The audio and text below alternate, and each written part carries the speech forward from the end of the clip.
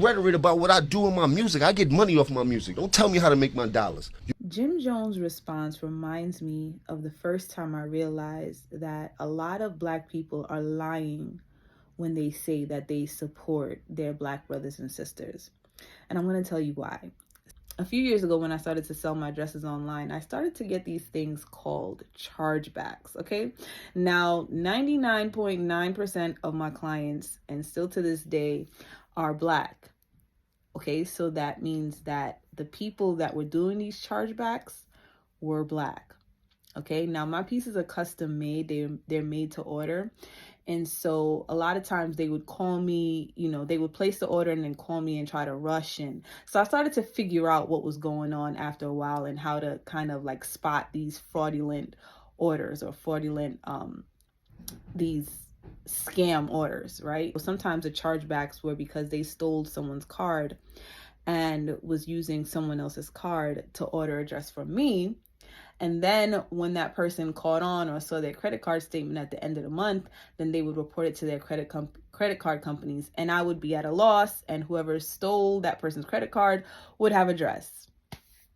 So, of course, now this is very disappointing to me as a small business owner. It was my own people stealing from me.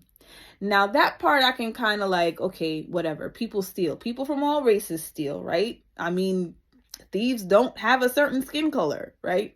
So that part wasn't necessarily the as disappointing as it was. It really wasn't the thing that made me realize that a lot of Black people are capping out here when they say they support Black people, okay? Or they are for the advancement of Black people.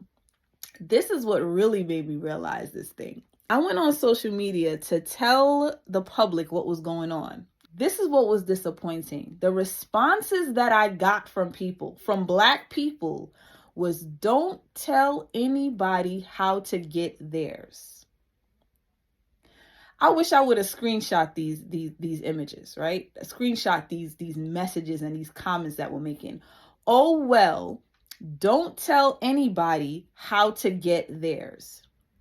And so some of you so-called pro-Black, support the Black community, putting up your fist when you really don't know what that means, so-called want to support and empower your Black brothers and sisters, you only claim to do that because it's popular to say and because it's the thing to say, but you don't actually practice it. Not everybody, many of you.